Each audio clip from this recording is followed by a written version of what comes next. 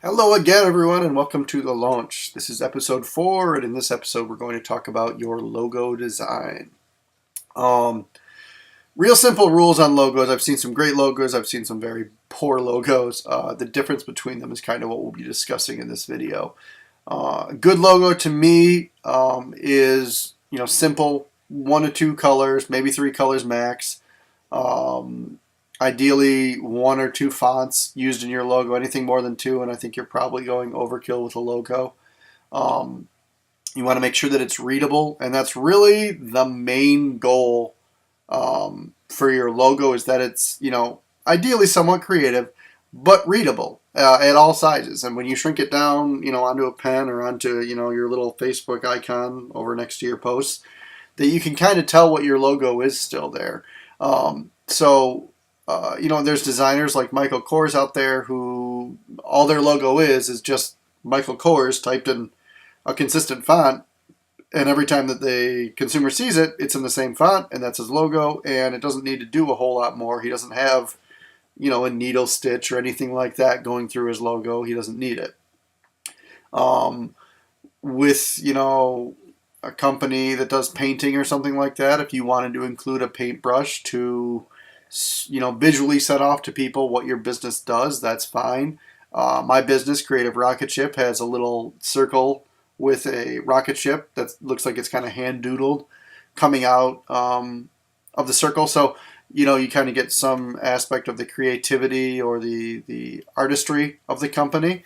And it's great for us on social media because we can just put that little icon in our Facebook profile picture, and then our name shows up next to it, and it's easy to see that little tiny profile picture and recognize what it is without having to put our whole name in there. So if you can do some sort of little icon or something like that, that's always good, that you can make synonymous with your company, similar to the golden arches like McDonald's.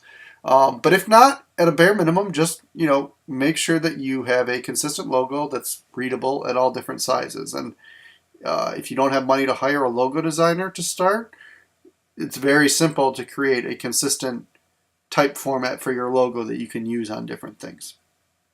The other thing to make sure when if you are hiring a logo designer, we charge $250 for a logo. You can hire a crowd sourcing platform or something like that, and you can pay $5 and get like 1,000 options from overseas or something like that. I don't usually recommend that because one, I don't think there's a lot of thought put into those logos as far as who your target market is and what your company does. And two, I don't trust that those logos aren't also being sent out to 1,500 other people over the next few months. So you may end up with the same logo as multiple different people because they were crowdsourced and done beyond affordably, I would say, when you're paying $5 for a logo. So like I said, we charge $250. You can find companies that charge a lot more than that as well, but those are kind of some price ranges to look at on logo. I usually recommend settling somewhere in the middle, not at the bare bones bottom, not at the very top end, but somewhere in the middle where you feel like you're getting a quality product for the price.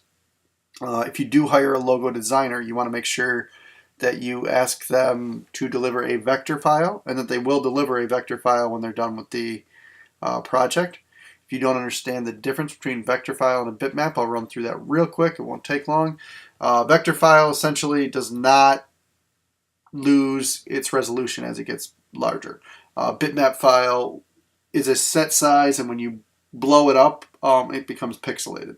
So we won't get into why that happens, but understand that when you get a logo turned over to you, you want to specify to your designer that you need a vector file at the end of all this, and he should be turning over either an EPS, an AI, which is an Adobe Illustrator file, or a PDF that is vector to you. Ideally, you can turn over all 3 of those, or she, if your designer is a she. And you want to make sure that you get one of those formats and that it's in a vector format. They can hand it over to you in a JPEG or a PNG format as well, but those are bitmap formats. If you've got only those formats, you may run into an issue if you've got to blow up your logo or shrink your logo, because you may run into some readability issues.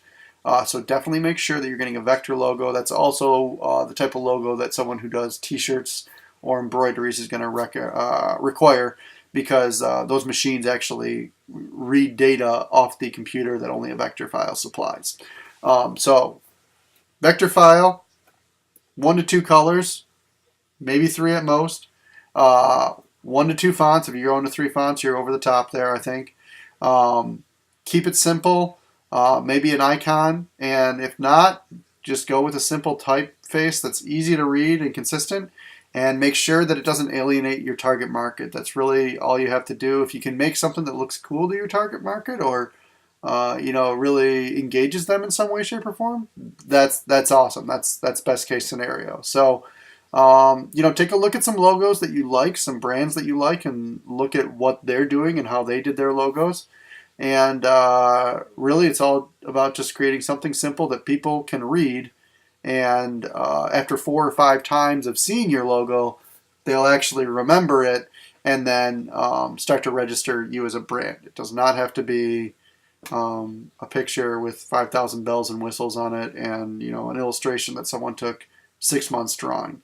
In my opinion, that's actually a terrible logo anyway. So keep it simple, vector format, and you should be good to go.